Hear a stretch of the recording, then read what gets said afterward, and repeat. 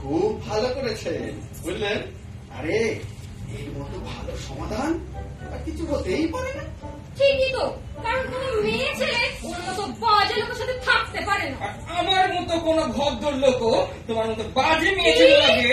কি বললে? আমি বাজে মেয়ে ছেলে? লজ্জা করো না কথাটা বলতে? এই আমি ছিলুম বলে এই 10টা বছর দিব্যি আছো, খাচ্ছ, দাচ্ছ, ঘুমাচ্ছ, নাহলে ভাগাড়ে পড়ে থাকতে। ওই শকুনটাকে দেখতো না। মুখ সামলায় কথা কও নয়নতারা, মুখ সামলায় কথা কও।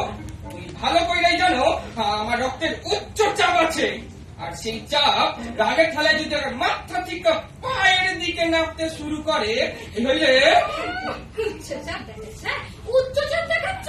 আমারও রক্তের নিম্ন চাপ আছে।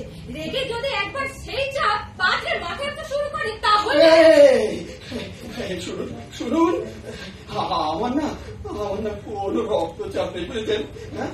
কিন্তু কিন্তু আপনাদের চাপে পড়ে তুমি আমার ভয় দেখাইতেছো। হ্যাঁ, এই শোনো, আমি সীতাম মন্ডল, রঘু মন্ডলের কোলা, হরি মন্ডলের নাতি। ওসব রঘুহরি শুনি কোনো লাভ নেই। খবরদার খবরদার, বাপ ঠাকুরটা তুইলা গালি দেবা না। আমি কিন্তু এখনো রাগি নাই, শুধু রাগে কাঁপুনি শুরু হয়েছে। এখন যদি উকিল বাবু আমারে ধরে, নইলে আমি রাগে গুলির মুখে আমার এই হাত দুখানা দেখেছ? 10 বছর তোমার মতো অপদার্থ মানুষের সঙ্গে সংসার করে কড়া পড়ে গেছে। এই কড়া পড়া হাত দিয়ে যদি কি কইলা তুমি? আমারে থাপ্পড় মারবা? উকিল বাবু ওর থামতে কর। থামুন। ও কি বকিল সূত্র রে বাবা, সকাল সকাল। এই থামুন তো। এই আপনারা যে শান্ত না হন। দেখলেন তো কি দজ্জাল একখানা বউ লইয়া ঘর সংসার করি। এই একই কথাই তুমি তোমার সম্পর্কেও বলতে পারি। আবার আপনারা শুরু করলেন।